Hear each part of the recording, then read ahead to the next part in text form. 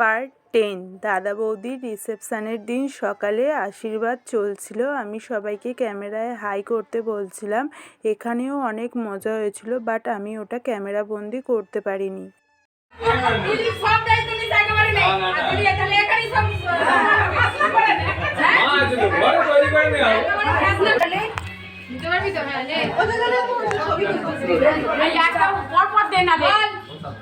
আজ থেকে তোমার ভাত কাপড়ের দায়িত্ব নিলাম।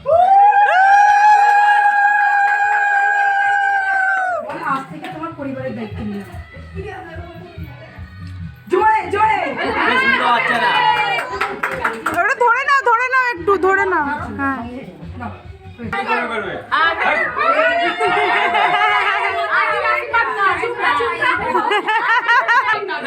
আগে খাই